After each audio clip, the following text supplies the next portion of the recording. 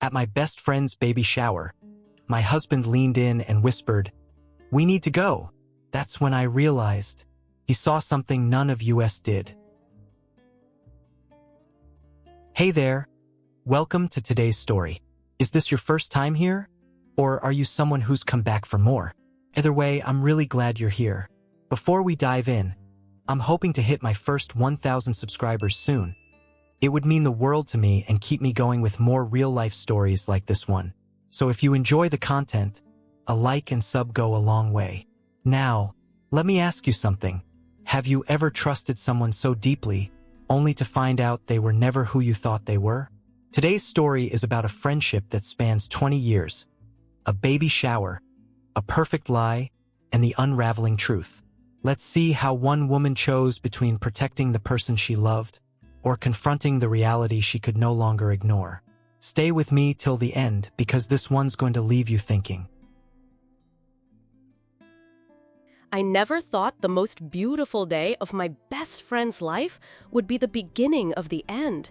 For her, for us, for everything we'd built over 2 decades of friendship. I'm Tessa Langley, 35, licensed counselor, married to an ER doctor named Miles. We live a pretty quiet life in a small New England town, the kind with ivy-covered coffee shops and pastel houses that always smell like fresh paint and nostalgia. My best friend since childhood is Jenna Whitmore. If you've ever known someone who can light up a room just by stepping into it, that's Jenna. Brilliant, magnetic, charming, and occasionally a little too perfect to be real. We met in kindergarten. I was the shy one. She was the star of every school play, the girl everyone secretly wanted to be. Over the years, we'd survived boyfriends, heartbreaks, and college rejections together. We were maid of honor at each other's weddings, godmothers to each other's future, imaginary children.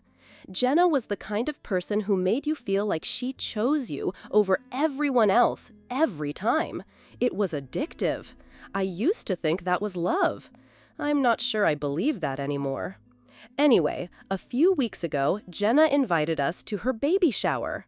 She was 7 months pregnant, her first child after years of trying, as she told me over countless glasses of wine turned mocktails. The invitation was lavender-scented, literally. The theme, New Beginnings. Classy, curated, and completely Jenna. It was held at her house, a restored Victorian with white shutters and a wraparound porch, courtesy of her wealthy in-laws. When Miles and I pulled up, the street was lined with cars. There were way more people than she'd let on. She'd called it an intimate affair, but it looked like half the town had shown up. I chalked it up to Jenna, being Jenna, always attracting a crowd. Miles, on the other hand, didn't say much. His knuckles were tight on the wheel, his eyes tracking the front yard like something was off. I remember nudging him, teasing, "You look like you're walking into surgery, not a party." He smiled, but it didn't reach his eyes. The front of the house was wrapped in ribbons and tulle, lavender balloons bobbed gently in the breeze. A sign on the porch read, "It's a girl," in swirly pink script. Everything was stunning. Over the top, yes, but beautiful. Jenna always had a flair for aesthetics. She came to the door radiant, dressed in pale blush silk that hugged her bump like a designer ad. Her hair was curled just right, flower crown perched perfectly. I hugged her lightly, careful not to squish the little one, and handed off the handmade quilt I'd spent months stitching. She held me at arm's length, smiled too widely, and said, "Careful, she's kicking."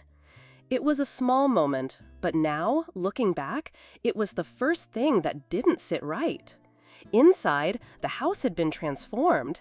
There was a bartender mixing mocktails behind a marble bar, a photographer flitting between guests with a DSLR, floral arrangements on every surface. It didn't feel like a baby shower. It felt like a photo shoot for a lifestyle magazine. "I didn't realize this was a sponsored event," murmured near my ear as we walked through the foyer. I laughed, brushing it off, but he didn't smile. His eyes were moving, watchful. That's when I noticed it too. Everything felt staged, curated. Jenna floated from guest to guest like she was playing a part, her hands constantly cradling her belly, but no one ever really touched her. Not even Evan, her husband, who hovered nearby but never seemed to make actual contact. And there were other things, little things. Jenna never seemed out of breath. No waddling, no swelling, her arms were toned, her jawline sharp. I told myself I was being paranoid. Some women just have those miraculous pregnancies, right? Still, I kept glancing at Miles, who was scanning the room with the focus of someone who saw something the rest of us didn't. We ran into some old friends, Chloe, Naomi, and Nathan, Jenna's younger brother. Everyone was all smiles, laughing, sipping from champagne flutes while Jenna drank sparkling water from a vintage coupe. The conversation flowed easily, but there was tension under the surface, like everyone was playing their part in some delicate performance and didn't want to break character. Jenna eventually gathered us all to show off the nursery renderings upstairs. Sustainably harvested timber, she said, organic everything. The crib was hand-carved in Vermont. Her voice was dreamy, her hands waving like a lifestyle influencer on a live stream. When we walked upstairs, Miles hung back in the hallway. I saw him pull out his phone and quietly snap pictures of the nursery. That's when my stomach dropped. He never takes pictures. Not like that. But I didn't ask. I didn't want to know, yet. That's the thing no one tells you about discovering a lie. Sometimes the hardest part isn't figuring out the truth. It's admitting to yourself that you've already known it for a while. The first real crack came during the toast. Jenna's mother, Patricia Whitmore, a woman who aged like she had access to secrets the rest of us didn't, stood up, glass in hand, her blonde bob razor sharp under the chandelier light. When Jenna told me she was expecting, she began, I wept, because after everything, all the silence, the waiting, this baby girl is our miracle. The room went quiet, reverent even. People teared up. Someone sniffled behind me. But Miles? He went rigid. I felt his hand wrap gently around my wrist, not tight, but steady. He leaned in and whispered low, firm, final. We need to go, now. I blinked. What? No, we can't just leave. His eyes locked on mine with a seriousness I've only ever seen when he's prepping bad news for a patient. Please, Tess, I'll explain in the car, but we have to go. I've learned not to argue when he gets that look. He doesn't use it often, but when he does, it's not a request. It's triage. I made awkward apologies to Jenna. She frowned, disappointed, but gracious, accepting the excuse that Miles was on call for an emergency consult. She even hugged me again, light, angled, rehearsed. On the drive home, I stared at the pink tissue paper sticking out of the gift bag we hadn't even gotten a chance to hand over. The lavender balloons in the rearview mirror drifted farther and farther away. 15 minutes passed before either of us spoke. I'm not trying to ruin anything, Miles finally said, but she's not pregnant, Tess. I laughed. It wasn't even a real laugh, more like a sharp exhale of disbelief. You saw her belly. I saw something, he said, hands clenched tighter on the steering wheel, but not a 7-month pregnancy. I've examined hundreds of third trimester women. That wasn't it. You think she's faking a pregnancy? That's ridiculous. She never let anyone touch her belly, not even Evan. Her arms, her ankles, her face, nothing about her has changed. She's still wearing stilettos and skipping the bathroom every hour. You ever met a woman at 30 weeks who doesn't pee every 20 minutes? I wanted to scream at him, but my brain was sprinting through memories like a Rolodex on fire. The announcement dinner, the baby registry shopping trip, the bump that always looked exactly. No movement, no change, always wrapped in some artfully loose knit or empire waistline. She doesn't like people touching her, I said quietly. Some pregnant women are like that. Miles shook his head, focused on the road. It's more than that. Then he said something that chilled me. That guy at the gift table, the one with the glasses? Yeah? He's an OB at my hospital, Dr. Nathaniel Harmon. He looked at me like he knew. I was quiet. She's not his patient, Miles continued. He works exclusively at Mercy General. Janet told you she's going to St. Elizabeth's, right? I nodded, slowly. And then I overheard Evan in the hallway. He didn't know I was behind the corner. Miles paused, jaw clenched. He said, "She's starting to believe it herself. We need to speed this up." My blood turned cold. That could mean anything, I offered weakly. Maybe he was talking about baby prep or a move or... Tess, Miles interrupted gently, I found medical paperwork last week when I helped Evan carry in that new desk for the nursery. Blood panels, lab work, I know what I saw. They weren't pregnancy labs. You were snooping? I'm a doctor, and I was worried. The rest of the ride passed in silence, except for my thoughts, now sharp and spinning. Something in me resisted, clawed to protect the version of Jenna I'd loved all my life. But cracks were forming, and denial wasn't going to hold them together much longer. I kept picturing the baby shower like a play, Jenna in costume, the guests as extras, me as the loyal co-star, clapping on cue, smiling at the right beats. What if Miles was right? What if I'd been cast in a story I never auditioned for? And if that was true, what was the ending going to be? The next morning, I woke up early, though I hadn't really slept. I'd laid awake next to Miles, his steady breathing in rhythm with the spinning carousel of memories I couldn't stop rewinding. Every interaction with Jenna over the last 7 months felt suddenly up for debate. Every hug, every text, every carefully curated social media post, it all began to blur into something that didn't feel quite real anymore. By 8 a.m., I had a plan. A soft one, nothing to see here kind of plan. I texted Jenna that I'd left my shawl at her place. Something pale and blue, I said. Maybe near the nursery? She responded quickly, too quickly, said she wasn't home, had a doctor's appointment in the city, but her younger sister Piper was around, she could let me in. Perfect. I wasn't sure what I expected walking up Jenna's front steps again. Less than 24 hours had passed since the baby shower, but the place already felt like the aftermath of a wedding.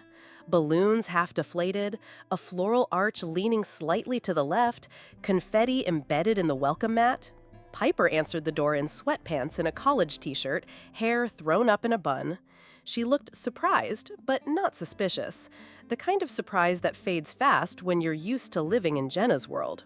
Inside, the house was still too clean, too staged. The kind of clean that suggests nothing is ever really used. A catering tray with half-eaten fruit sat on the counter. A bottle of red wine, half full, sat next to a steak knife and a plate with what looked like medium-rare filet. Jenna's pregnancy cravings, apparently. I asked casually, "Late breakfast?" Piper blinked. "Evan's from last night," she said, then caught herself. Jenna had something else, pregnancy safe. The moment was small, but I filed it away, like a piece on a chessboard I didn't know the value of, yet. "I'll just check the nursery," I said, already walking toward the stairs. "I'll come with," Piper offered, but her voice carried something else, urgency, maybe, or protectiveness. The nursery was exactly as I remembered it from the shower. Soft pinks, creams, a plush rug that looked untouched. But now, with the house empty of music and voices, I noticed things I hadn't before. The crib was still in its box, tucked neatly in a corner. The mattress leaned against the wall, still wrapped in plastic. The clothes in the drawers had tags. No baby monitor, no diapers, no real signs of use. It wasn't a room waiting for a baby. It was a showroom. "She wants everything perfect before opening anything," Piper said behind me, her tone matter-of-fact. I nodded, barely listening. My eyes had locked onto something small wedged behind the changing table.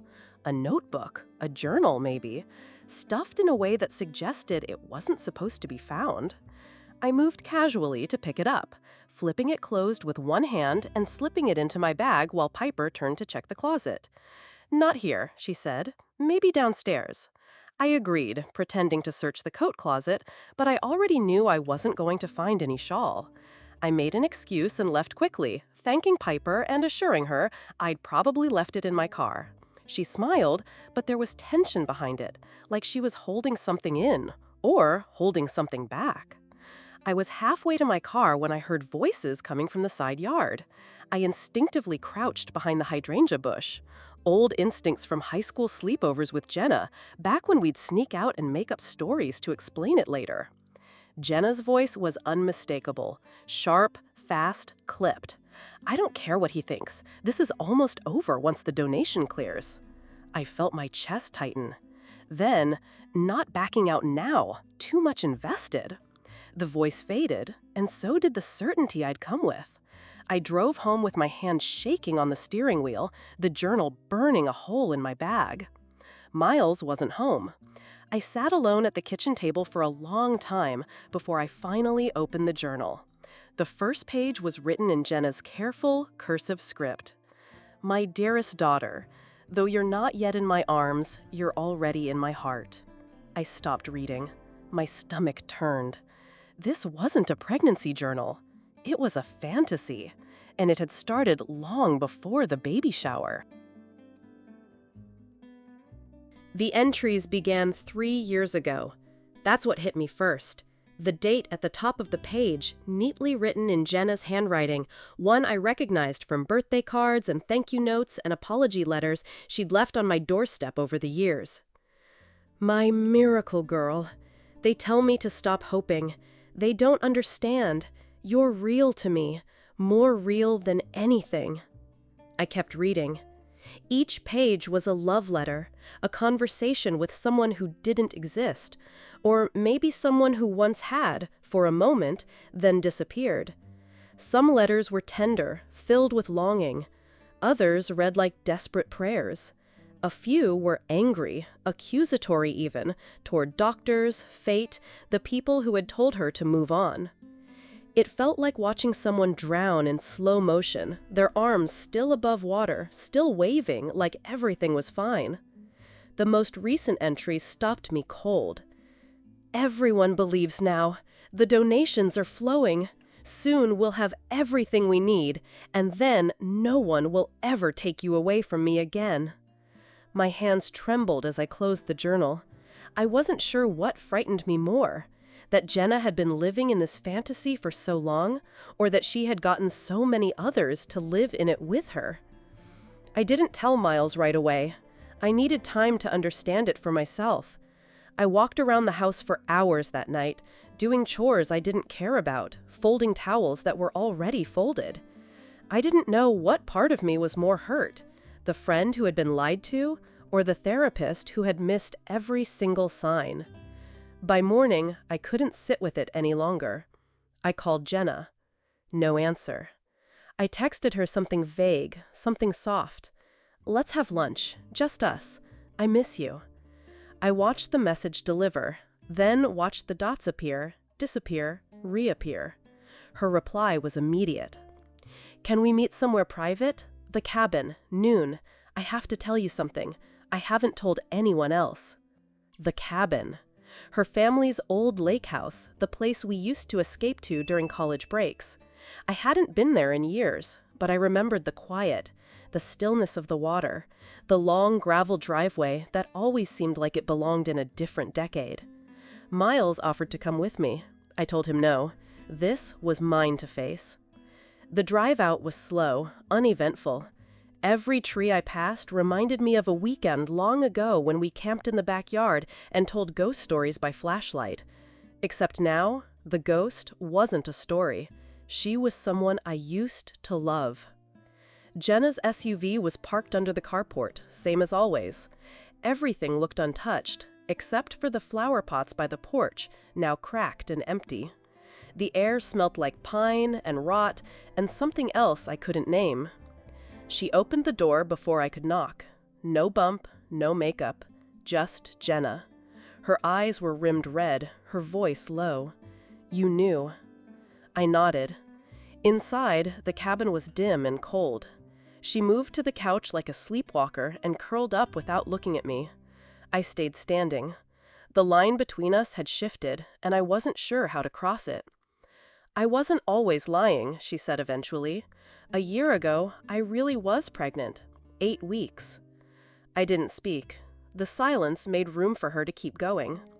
She described a night when Evan was out of town. The pain, the bleeding, how she drove herself to urgent care. How she didn't tell anyone, not her mother, not Piper, not even me. "You'd just gotten your promotion," she said, "and I didn't want to ruin that." I hated that part. The idea that my success had somehow been a reason for her silence. That our friendship had become a balance sheet where one of us had to be shrinking for the other to expand. "I thought I'd moved on," she said, staring out the window. "But then there was this fundraiser for my nonprofit, maternal health. I had to speak. I had a panic attack in the bathroom. I couldn't tell them I'd failed." She smiled faintly. "Evan found me, said, 'What if you didn't have to? What if we just picked up where the story should have gone?' It started as a survival strategy, a temporary mask, just enough to get through one night. But the mask stuck. People donated, strangers sent gifts, friends offered nursery advice and gentle hugs and whispered stories about their own losses. And Jenna, she soaked it in like sunlight. I felt important again," she said, "like I mattered." She showed me a folder of donations, real checks, real names. Some I recognized. The Graves Foundation, Hampton Medical, local businesses who'd sponsored her organization because they believed in her mission and her story. It wasn't just a lie about a baby. It was a web of credibility, trust, grief, and performance. "They think I understand what they went through," she said. "They see me as one of them, and I let them." I didn't know what to say. There was no version of this where she came out unscathed, no justification that could make it okay. But there was also pain here, real pain, tightly packed under layers of manipulation and denial. Before I left, she looked up at me and whispered, "I need you to believe I didn't mean to hurt anyone." I didn't answer, because I didn't know if I could. I didn't sleep that night, neither did the cabin. Even after Jenna retreated to the guest room and closed the door behind her, the house seemed to breathe around me. Floorboards creaked without pressure, wind ticked against the windows like fingers. I stayed up reading through the donation folder she'd given me, pages and pages of names, amounts, and personal notes from grieving families who believed they were funding a cause and a woman who understood their loss. There were dozens of them. Some had lost daughters to childbirth complications. Some had buried sons born too early. All of them had seen something in Jenna's curated grief that reflected their own, and they'd given her money, time, trust, because she made them believe they weren't alone. And maybe they weren't, but that didn't make it right. By morning, I'd made up my mind. I couldn't be the person who quietly tucked this all away. Not anymore. As I packed my bag, my phone buzzed. Miles. He'd kept his distance since I told him I needed to handle this alone, but I could hear the tension in his voice even through the text. He'd spoken with Dr. Harmon, the OB from the shower. Apparently, the hospital had launched an internal review. A fraud complaint had been filed. Not by Miles, not by me. Someone else had seen enough to act. The clock was already ticking. When Jenna came downstairs, she looked washed out. The sunrise was casting long streaks of light across the cabin floor, and she stood in the middle of it, barefoot, looking smaller than I'd ever seen her. For a moment, she looked like the girl I used to share sleeping bags with, fragile, full of dreams, unformed. But only for a moment, because then she started talking about a documentary. A producer had contacted her, wanted to tell her story, frame it as a commentary on modern motherhood, mental health, the pressure to perform online. She said they'd offered good money for exclusive rights. She said maybe I could be in it too. I stared at her like she'd grown another face. Even now, especially now, she was thinking about optics, about narrative control, about redemption through exposure. I told her no. She kept pushing, twisting her justifications like yarn around her fingers. The nonprofit was real. The work they did mattered. The end always justified the means, didn't it? I asked her, "What about the people who trusted you?" She blinked at me like I'd asked something in a different language. "They'll move on," she said. That was the moment something broke. Not in her, in me. Because I finally understood that she wasn't waiting for absolution. She was waiting for applause. She didn't want to be forgiven. She wanted to be admired for surviving the fallout. That night, I drove back home alone. She didn't try to stop me. Miles was waiting in the kitchen when I got there, his scrubs still on, fatigue pooling under his eyes. He didn't ask what happened, just poured me coffee and listened while I laid it all out. When I showed him the journal, he flipped through it slowly, like it might bleed if he turned the pages too fast. He didn't speak until the end. "She needs help," he said, "but she also needs consequences." The next day, the story broke online. Not from me, not from Miles, not from anyone I recognized. But someone, maybe Piper, maybe Evan, maybe someone at the shower, had leaked enough to trigger a wildfire. Screenshots, donor receipts, photos of Jenna's bump from different angles. People picked it apart like forensic scientists. Reddit threads lit up. Facebook groups turned vicious. Jenna didn't respond to any of it. But I did get a letter. Delivered by hand. No return address. It wasn't an apology. It was a reckoning. She accused me of betrayal, of jealousy, of always secretly hoping she would fall. It was written with the same eloquence I used to admire in her college essays, but now every sentence was dipped in venom. There was no acknowledgement of what she'd done, only grief over being exposed. I read it once and tucked it into the same box as the shawl I never lost, the ghost baby, the ghost friendship. That night, as I lay in bed, I remembered something from high school. Jenna fainting in the cafeteria after a breakup. The chaos, the crowd, the ambulance. Weeks later, she confessed to me she hadn't fainted at all. I just wanted everyone to see how much he hurt me. And I'd let it go. Back then, I always let it go. Because when someone you love is drowning, your first instinct is to jump in after them. But no one tells you what happens when they start pulling you under, too.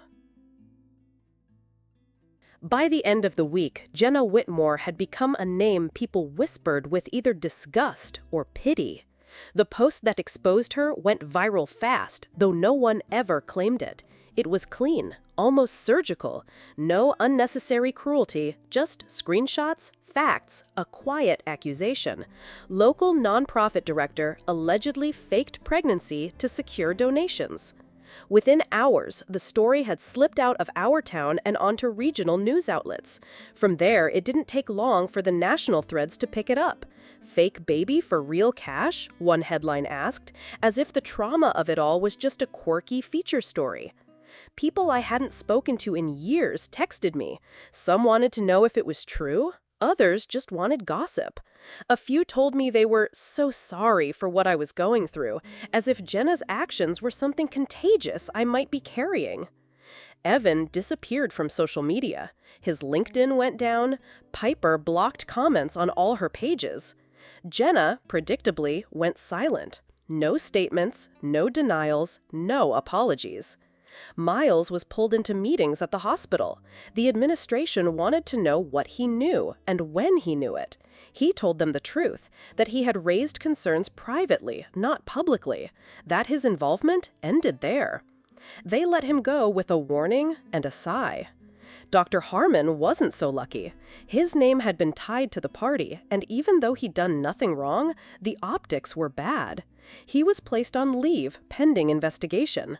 That was the first time I realized how far Jenna's story had rippled. It wasn't just about a fake bump and a few donation checks. It was about how easily a lie can become community currency, something passed hand to hand until no one remembers where it started. And then the charges came. fraud, multiple counts. Filed by donors who'd learned the truth and were livid. Some had given money in memory of their children. Others had volunteered time or services because they thought they were supporting someone who understood. I got the news from Nathan, Jenna's brother. He called me, voice cracking, asking if I'd seen her. She was gone. Bank accounts emptied, no contact. He was scared. She called me yesterday, crying, he said. I couldn't make out half of it, but I should have done more. I didn't have anything to offer him except the same thing I was telling myself. This isn't your fault. But even saying that felt hollow. That night, the knock came at my door just after midnight. I'd been sitting on the couch in sweats and silence, the TV playing reruns I wasn't watching. The rain had started an hour earlier, soft at first, then thick and steady. When I opened the door, she was standing there, drenched, barefoot, no makeup. Her hair hung in wet strings around her face. No designer coat, no bump, no pretense. Just Jenna. She didn't say a word. She just collapsed into my arms like a string-cut puppet. I caught her instinctively because that's what I'd always done. She weighed less than she ever had, all bones and breath. I pulled her inside, wrapped her in a blanket, made tea she didn't drink. For a long time, she just sat on the couch, eyes fixed on the window, as if watching the rain could reverse the wreckage. When she finally spoke, her voice was barely audible. "Tell me what to do. I'll do it." I didn't answer right away, because part of me didn't believe her. The next morning, Miles found us like that. Me in the armchair, Jenna curled up on the couch, asleep but not at peace. He said nothing at first, just looked at me, and I nodded. They'd issued a warrant. The Graves Foundation had filed official charges. Other donors followed. "She can't stay here," Miles said, gently but firm me. "It's not safe, not for us, not for her." I agreed. There wasn't much else to say. Later that morning, over burnt toast and untouched coffee, I told her she had to leave. Her voice cracked when she asked, "Where will I go?" I didn't answer that either. She said turning herself in would destroy her. She said she'd never survive jail. She talked about documentaries again, about controlling her story, about mental health narratives and redemption arcs. I stared at her like I didn't recognize her anymore. Because I didn't. This wasn't the girl who cried at my wedding or held my hand after my dad died. This was someone else entirely. Someone who had constructed an identity so dependent on sympathy and admiration that she didn't know how to exist without them. She begged me not to tell anywhere she was. I didn't promise. When she turned her back, I texted Nathan, told her she was here, told her to bring someone official, quietly. She sensed it anyway. 20 minutes later, a cruiser pulled into our driveway. She froze, then bolted. I caught her before she made it out the back door. "Don't," I said. "Running will only make it worse." She looked at me with eyes that weren't hers anymore, then slumped to the floor like she couldn't stand holding her story up 1 second longer. They took her quietly. No handcuffs, no shouting, no neighbors watching from their porches. Just 2 officers in rain-soaked uniforms, a clipboard, and soft voices trying to sound clinical instead of accusatory. She didn't resist, didn't say anything at all. Her shoes weren't even on. I told them she'd come voluntarily. It wasn't true, but it was the only kindness I had left to give. The house felt colder after she was gone. Not because of the weather, though the storm hadn't let up, but because of what she left behind. A blanket on the couch, a teacup with a smear of lipstick, the faint scent of lavender that still clung to her clothes even after everything had unraveled. Miles didn't say, "I told you so." He just sat next to me on the kitchen floor, both of us quiet, both of us tired in a way that sleep couldn't fix. "She's going to need help," he said eventually. "She's going to need more than that," I replied. And she got it. The plea deal came a month later. No prison time, probation, full restitution, community service, and mandatory psychiatric treatment. The district attorney's office cited mitigating circumstances, mental health evaluations, a history of unresolved trauma, character references from former colleagues. I didn't write one, but I did testify. I told the court what I knew, that Jenna had suffered a miscarriage, that she'd never processed it properly, that her nonprofit had done real work, even if the fundraising behind it was built on lies. I didn't mention the journal. I didn't bring up the documentary offers, or the carefully staged baby shower, or the manipulation of grieving donors. I left all of that out. Some people would call it perjury by omission. I called it mercy. The foundation was dissolved, its remaining funds transferred to legitimate maternal health organizations. The website was taken down, the branded content deleted, the stories archived in screenshots and whispers. And Jenna disappeared from public view. No interviews, no redemption arcs, no viral second chances. 6 months after the baby shower, a letter arrived. It was handwritten, neat, no return address, but I recognized the penmanship before I even opened the envelope. "They tell me this is part of recovery," it began.